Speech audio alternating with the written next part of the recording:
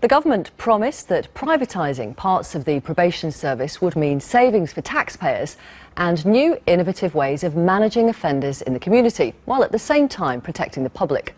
But a Newsnight investigation has uncovered evidence that in the capital, the day-to-day supervision of some offenders is fraught with problems. Last year, Serco won a £35 million contract in London to manage criminals doing community service, or community payback as it's now known. As Dino Sophos reports, it now seems that the company can't always cope.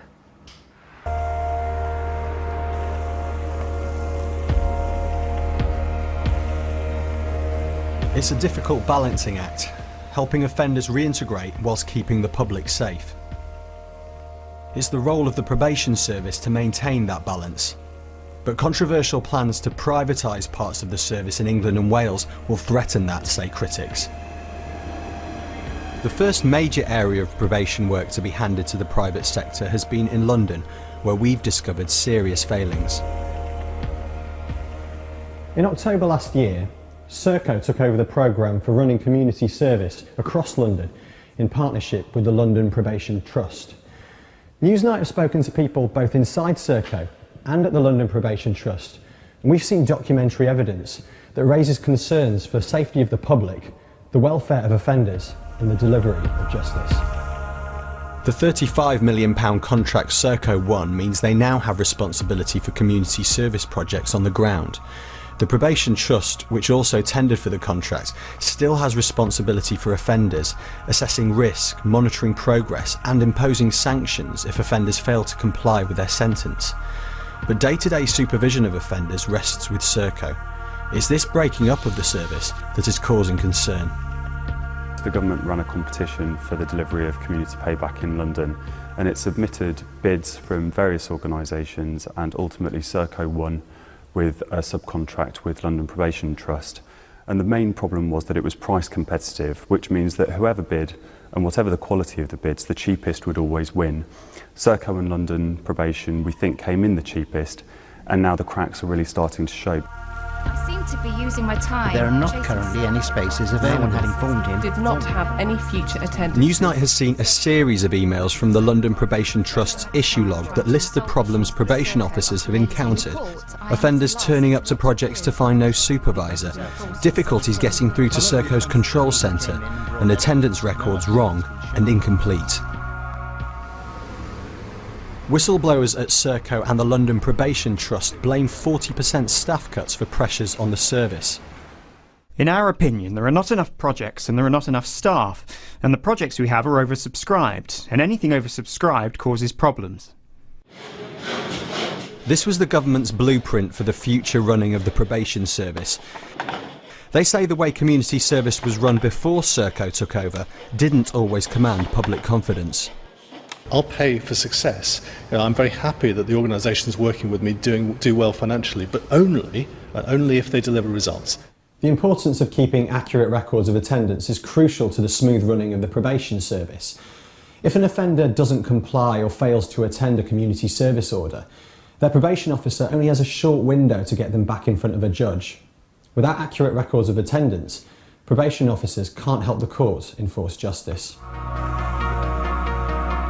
In August, the database where offender records were stored and updated, called Delius, switched to a national database called NDelius. During the changeover, records couldn't be updated for a week. Instead, paper records were kept, creating a backlog. We understand Serco promised to have this dealt with by the end of August, but it wasn't.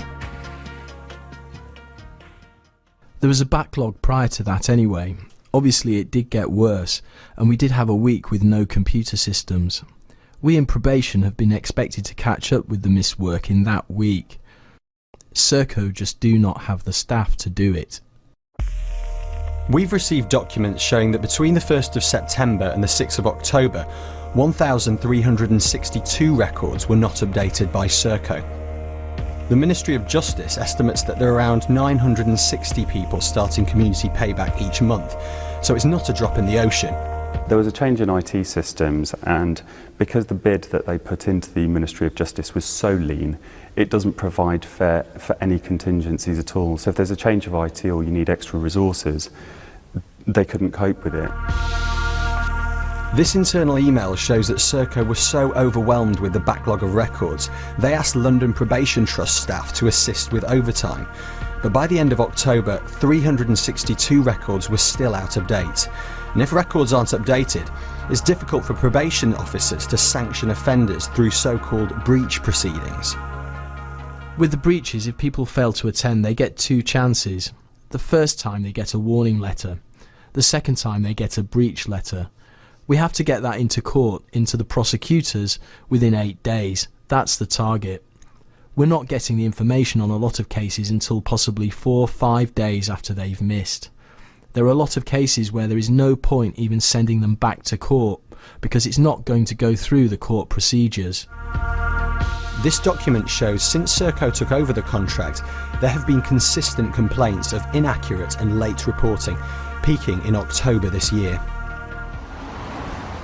And we've seen evidence showing that right up until last week, information collected by Serco used to send offenders back to court was incorrect. In a small number of cases we're aware of, offenders have been credited for doing work they haven't actually done, or have been sent back to court for failing to do community service, only for it to be withdrawn or thrown out of court because the information was wrong. We're finding it increasingly hard to enforce justice in these cases because the quality of the evidence often isn't there. We have to be sure that if we're taking breach action against an offender, that we've got a robust case. We're now relying on Serco instead of our own information, and that information is often incomplete, or it's late, or it's of dubious quality. What's more, we've seen emails suggesting that prisoners on curfew who've been electronically tagged may not have been monitored properly in one borough of London, raising questions as to whether probation officers knew where offenders had been. This is not part of the community service contract, but the email suggests that Serco had been sending incidents of curfew breaches to the wrong mailbox at the Probation Trust from early September to early October. The Ministry of Justice say they're investigating. When Serco was awarded the contract last year, the Chief Inspector of Probation, Liz Calderbank, said it would be regrettable if work done with offenders became fragmented as a result of more providers being involved. She warned it could increase the potential for communication problems. The one we're looking at particularly is information accuracy and timeliness. So we took our evidence to a former Chief Inspector of Probation, Rod Morgan. What I've seen amongst your evidence is a pattern of inaccuracy. It's difficult to judge as to whether these are isolated cases or whether they're getting better or worse. But you've shown me sufficient material that it calls in, it raises serious questions. In my judgment, there's a sufficient quantity of evidence here for someone to be taking a very close look at it.